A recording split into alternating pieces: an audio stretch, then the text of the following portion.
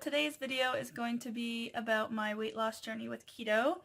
I'm going to give you progress pictures, updates on my non-scale victories. I'm going to share with you how much weight I have lost so far, when I started keto. So if you want to hear all about that, just keep watching this video. Hey guys! So I've been on my keto journey for 5 months now. I started May 14th, 2018, and in my first week of keto, I lost 5 pounds. In the first month of keto, I lost 10 pounds, which to think is absolutely crazy, but so awesome in the same way. So total loss today, as in today, November 1st, I have lost 43 pounds. Awesome? I know. So throughout this video, I will post progress pictures right here for you to see. So I wanted to share with you my non-victory scale goals and progresses, which means things that I've seen that didn't have to do with standing on a scale. So my first one was going from a pant size of 18, making my way to a 22 because the 18s were getting too small. I am now officially down to a size 14.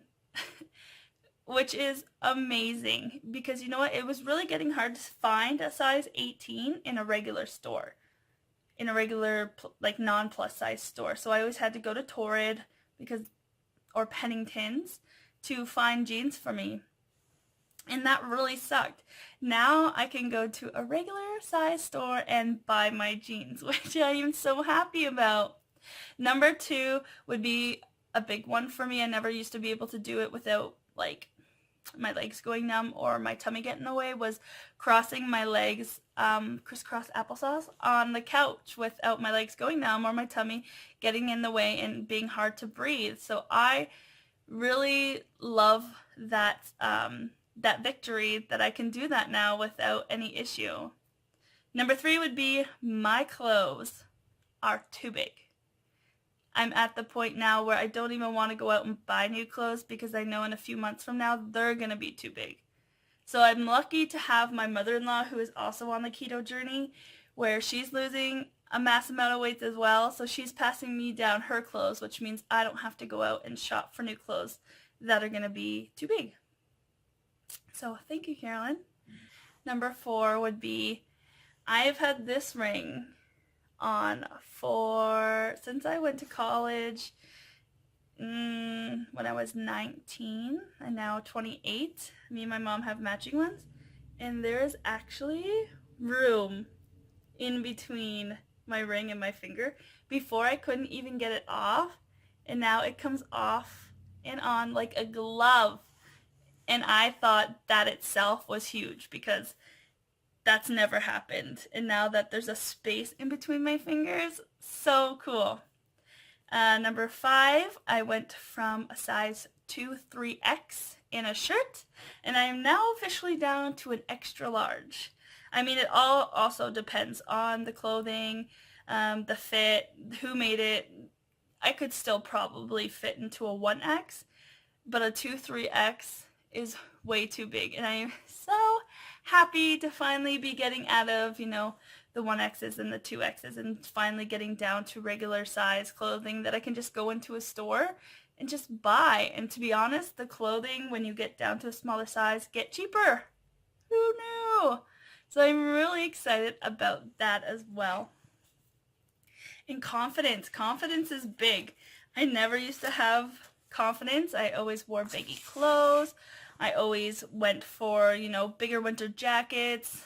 I always wore something that would hide my tummy. I never liked tight jeans on my calves because my calves were huge, and I'm happy to announce that they're shrinking slowly, but they are shrinking, and I'm starting to actually enjoy wearing tight-fitted jeans. So that's a plus in itself. So those are my like non-scale victories. Now I want to tell you about the things that I love about keto. I love that it taught me that I don't need food to make me happy anymore. I love that I can go to a restaurant and not be like, oh, so since the boys are having an ice cream and a Big Mac, you know, I can cheat this time and I'll have a ice cream and a Big Mac and just hop back on the keto train tomorrow. No, when I go to McDonald's or to Tim Hortons now, I'll get my tea at Tim Hortons and I'll get a soft drink at McDonald's. And I'll just sit there, talk to the boys while they eat their food, which I was never able to do before. Like never. I would always be like, it's okay. I'll just hop back on the keto train or the diet tomorrow. No big deal. This isn't going to hurt me. Well, then once you get it in your system, yeah, it just goes down from there because then you crave the sugar again and you crave the carbs and it's hard to get back on. And let me tell you, when I went to Mexico in September, it took me a good 2 weeks to get back on track because I wasn't keto in Mexico. So it was hard to get back on track, but I did it and it's been good ever since. So that's a plus. And like I said, it got me away from fast food. I used to eat fast food so much, at least 2 times a day. At least. And if I ate, let's say if I had some breakfast at 10 in the morning and then, I went out and somebody was like, hey, do you want to go for lunch at McDonald's at like 11:30, 12? I'd be like, not hungry, but I'll go anyways and I'll still eat. Only because I craved the food. I loved food. It made me happy and that's what I looked forward to all the time. And I'm happy that that's not what makes me happy anymore. It made me enjoy cooking again. I know I never used to cook. I never used to like to cook. Eric always cooked, but now I enjoy figuring out what I want to eat for dinner, breakfast, and lunch, and enjoy planning it out and what I need and going to the grocery store and getting it and knowing that it's going to be a good meal for me. And then it's not going to be takeout, and it's not going to be, sometimes for dinner I'd have chips and dip. I mean, the weight's not going to just fall off. I mean, I didn't get this weight overnight, and it's not going to fall off overnight. And I'm just glad that now I can go to the grocery store and be like, look at the nutritious labels, which I never did. I never looked at how many carbs, how many calories, how many sugars. Now I enjoy going to the grocery store and looking at the label and seeing, okay, maybe this isn't the best for me. So I think that's a huge pro. Now, the not number one, but my son thinks it's number one, is that when he hugs me now, his whole arms can fit around me and his fingers can touch, which he tells me every time, Mommy, my fingers can now touch when I hug you. Which is cool to say, but so sad that he's never been able to do that. But such a positive now that he can. And it kind of makes me happy when he says it. Now, I do have a few cons about the keto diet, which, you know what?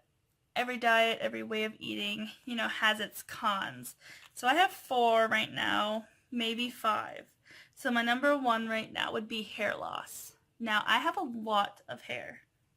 A lot, hence why it's never down, because it's so heavy. So I can lose some hair and not be affected. But when I come out of the shower and I brush my hair, yeah, I'm losing a lot of hair. So I think I need to get on like a multivitamin or something because the hair loss is real. Number 2 might be TMI, but constipation. Yep. I have to take laxatives. Well, I used to have to take laxatives, and since from month 1 to about month 4, I just started being able to have a regular system. I don't know what I'm eating that's making me go, but it's working. But constipation was a huge one. 3 was having to feel I had to weigh myself every day, which I didn't, but I felt like when I woke up, I'm going to see what I'm at. Then at lunch, I'm going to see where I'm at. And at dinner, what? Who steps on the scale after dinner?